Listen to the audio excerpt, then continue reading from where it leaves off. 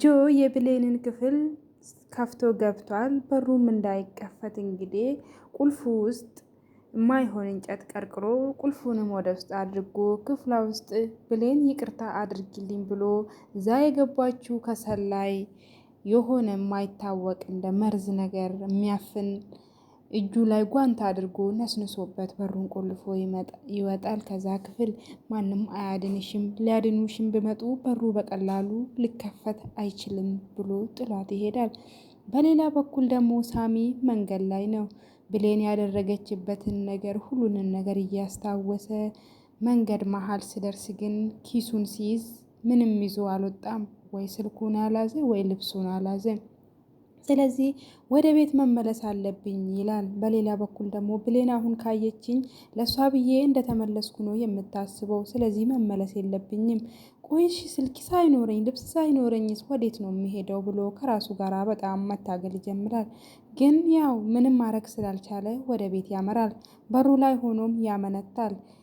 ጆ ግን አሁን ወደ ውስጥ ከገባው ሰላም ከያዘችኝ አትለቀኝም። ስለዚህ የሆነ ነገር መፍጠር አለብኝ ብሎ ቤት ውስጥ ያለውን አበባ ቀንጥሶ እንጨቱን አፍንጫውን ያደማል። አፍንጫውም እንደደማ አድርጎ ሶፍት ይጠቀጥቅበታል። አንዳንድ ጊዜ እኛ የሰዎች ልጅ ክፋታችን ልክ የለውም። ልክ እሱ እንደዛ አድርጎ ወደ ውስጥ ሊገባ ስል ሳሚ ከራሱ ጋር እየታገለ በሩን ከፍቶ ስገባ ያገኘዋል። በር ላይም ቆሞ ከብሌን ክፍል ነው እየወጣ ያለ ጆ ምን እያደረገ ነው ብሎ ግራ ይጋባል። ልክ በሩንም ከፍቶ ወደ ውስጥ እንደገባ የፈራውም አልቀረለትም። ሰላም ቆማ ነበረ። ልጄ የት ሄደህ ነው? እኔ እኮ ቤት ውስጥ ፈለኩ፣ ክፍልህም ፈለኩ፣ የለህም ትለዋለች። አይ እንዳረብሽ ብዬ ትንሽ ሳመኝ እኮ ወደ ውጭ ወጥቼ ልታጠብ ነው ይላል። ሳሚም እንግዲህ ከራሱ ጋር ያወራል። ብሌንን ሄጄ ሊያት አሊያት እያለ እሊህ ስለያዘው ወደ ብሌን ክፍል መሄድ አልፈለገም። ቀጥ ብሎ እሱን ሄዶ ማየት ነበረ የፈለገ። ሄጄ እሱን አነጋግረዋለሁ፣ እሱ ጋር የተለየ ነገር ካለ ሄጄ ለመጨረሻ ጊዜ ከዚህ ቤት እንዳወጣ አድርገዋለሁ ብሎ በሩን ከፍቶ ወደ ውስጥ እንደገባ ጆ እንግዲህ የማስመሰሉን ነገር ተያይዞታል። በዚህም ነገር በጣም ይናደዳል። ይተውምና ሰላምም ሳሚ ልጄ ጆ እኮ አሞታል፣ አንተስ የት ነበርክ ትለዋለች። ይህን ሰውዬ አሁንም እያስመሰለ ነው ብሎ በጣም ተናዶ ሳሚ ከዛ ይወጣል። ቆይ ምን ሆኖ ነው ትላለች። ጆም እንግዲህ በዛች በብሌን ምክንያት ይሆናል ይላታል። ሰላም ግራ ትጋባለች። ውሃ ምዛ ና ልጠብ ትለዋለች። አይ አክስቴ እኔ ራሴ እታጠባለሁ፣ ደም እኮ ነው፣ በሽታ ምናምን ካለኝ እንዳይተላለፍብሽ አትፈሪም እንዴ ይላታል። ምን ችግር አለው ታዲያ? በሳይንስ አምናለሁ፣ በደም ምክንያት ብዙ በሽታዎች እንደሚተላለፉ አውቃለሁ። ግን ደግሞ አንተ ልጄ ነህ፣ ስጋዬ ነህ። አንተ ስትታመም እኔም ብታመም ምንም አይመስለኝም ይላታል። በዚህ ንግግሯ ጆ ልቡ በጣም ይሰበራል። እኔ አልፈልግም ብሎ ውሃውንም ከሷ ተቀብሎ ቶሎ ቶሎ ብሎ ተጣጥቦ ደህና ደሪ ብሎ ወደ ክፍሉ ያመራል። ክፍሉንም ዘግቶ ምን እያደረግኩ ነው? ሰላም ናት አሁን ነፍሰ ገዳይ? ቤተሰቦቼን የገደለቻት ሰላም ናት አሁን ብሎ በጣም ግራ ይጋባል። የሆነ ልክ ያልሆነ ነገር አለ። በጭራሽ እሷ ይሄን ነገር ልታደርገው አትችልም።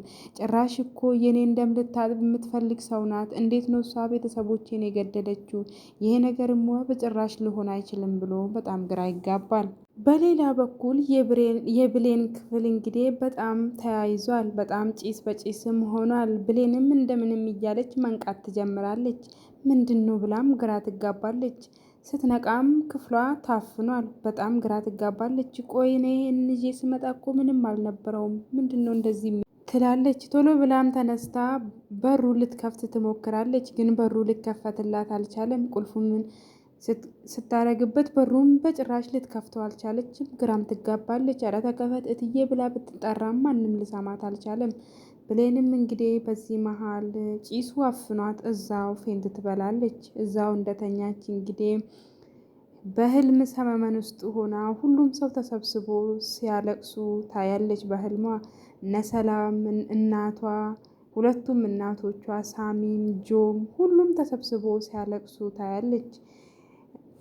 እሷ ግን ተጠግታቸው ልትነግራቸው ብትሞክርም ልታሳምናቸው እንዳልሞተች ብትሞክርም ምንም ማድረግ አልቻለችም። ማንም ላምናት አልፈለገም።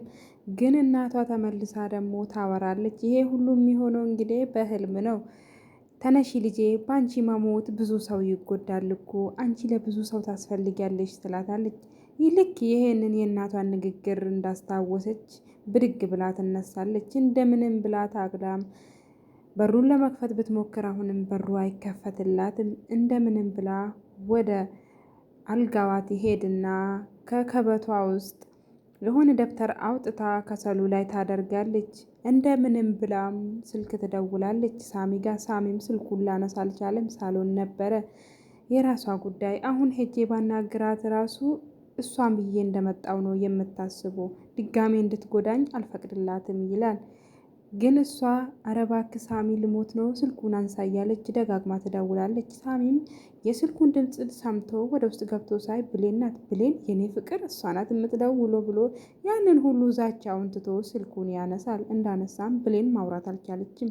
ብሌን ምን ሆነሽ ነው የኔ ፍቅር፣ ምን ሆነሽ ነው ተናገሪኝ፣ ለምንድን ነው የማታወሪ ብሎ ግራ ይጋባል። ብሌን አሁንም ማውራት አልቻለችም። እንደምንም ብላ ግን ሳሚ ልሞት ነው ድረስልኝ የሚል ቃልና የሚል ቃል ብቻ አወጣች። ሳሚም እንግዲህ በጣም ግራ ይጋባና ወደ ክፍሏ ያመራል። እንዳመራም በሩ አልከፈትም ይለዋል። እንደምንም ብመታው ብደበድብ በሩ አይከፈትም። ብሌም አናግሪኝ፣ ምን ሆነሽ ነው ታመሻል እንዴ ብሎ ብጮህ አባከና የሚለው ሰው አልነበረም። እንደምንም ብሎ እንግዲህ ሳሚ ብዙ ነገር ስለሰራ በርም እንዴት መክፈት እንዳለበትም ልምዱ ስላለው የሆነ ብረት አንስቶ በሩን ቀስ ብሎ ይከፍታል። በዚህ መሃል ነበረ የበሩን ስንኳኳ ዳጊ ሰምቶ ከእንቅልፉ ይነሳል። ተነስቶም ወደ ውጭ ሲወጣ ሳሚ ወደ ብሌን ክፍል እየገባ እንደሆነ ያህል ሮጦም ይሄዳል። ምን ባቱ እያደረገ ነው ብሎ ሰላምም ይሄንን የሰማች ሮጣ ትወጣለች። ሳሚም እንግዲህ የኔ ፍቅር ምን ሆነሽ ነው ብሌንዬ፣ ምን ሆነሽ ነው ማነው እንደዚህ ያደረገሽ ብሎ ደጋግሞ ብጠይቃትም ብሌን ምንም አይነት ቃል መተንፈስ የምትችልበት ሁኔታ ላይ አልነበረችም። ሁሉም ተረባርቦባት ምን ሆና ነው ቆይ ምናምን ይላሉ። ሳሚም እንግዲህ ከሰሉን ሳይ የሆነ ደብተር ተቀምጦበታል። ይሄ ነገርማ ሆን ተብሎ ብሌንን ለመግደል የተደረገ ሙከራ ነው ብሎ ነገርየውን ሁሉንም ይጠራጠራል። ዳጊ ግን የብሌንን እጅ የኔ ፍቅር አትሞቺብኝ፣ ሂድ ባትይኝ እኮ እኔ ጥዬሽ አልሄድም ብሎ እጇን ልስም ስል እጇ ላይ ያደረገለትን ቀለበት ያጣል። በጣም ይደነግጣል። ቀለበቱ የት ሄደ ይላል። ዳጊ ግን በጣም እየተቀየረ ነው፣ ራስ ወዳድም እየሆነ ነው። የብሌን መታመም ሳይገርመው ቀለበቱን መጣል ነበረ የገረመው።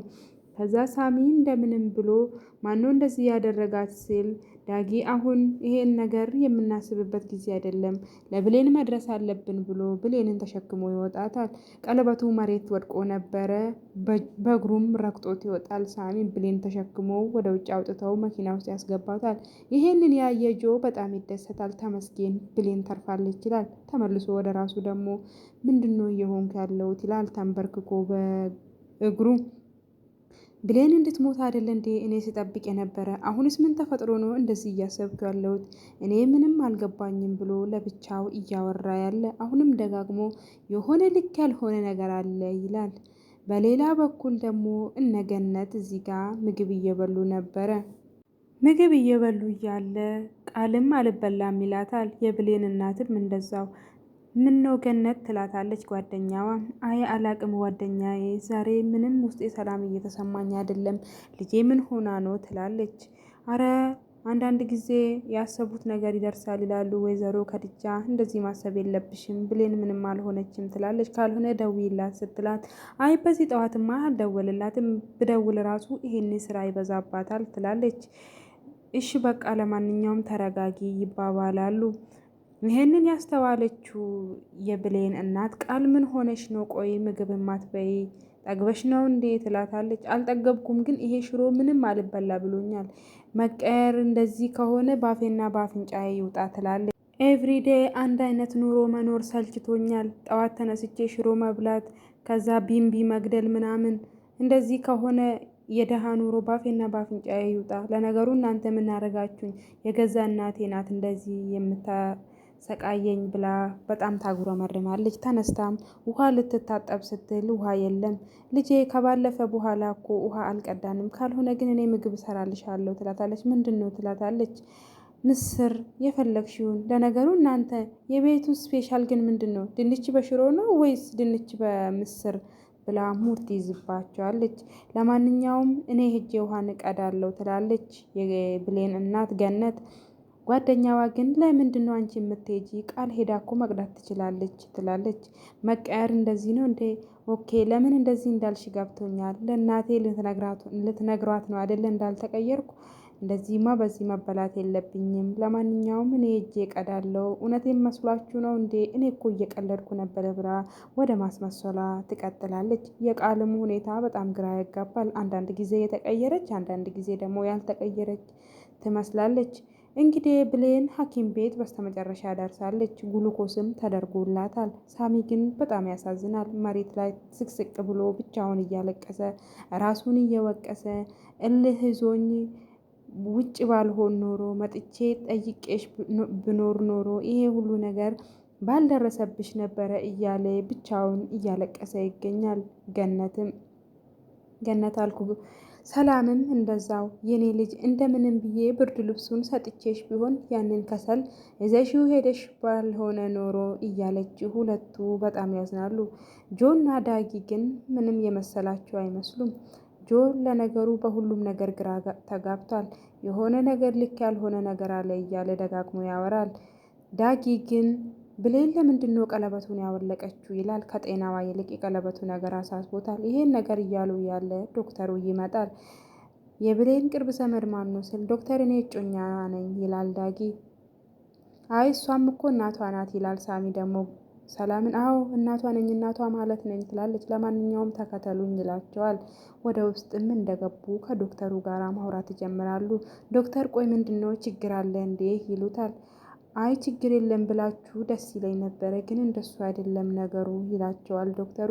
እኮ ምንድነው የተፈጠረ ንገረን ይሉታል። ቀጣይ ምን ይፈጠር ይሁን ብሌን ያለችበት ጥሩ አይደለም ብሏል ዶክተሩ። በሽታዋስ ምን ይሁን? ቀጣይ እስከምንገናኝ ድረስ አድማጭ ተመልካቾቼ አብራችሁኝ ስለነበራችሁ አመሰግናለሁ።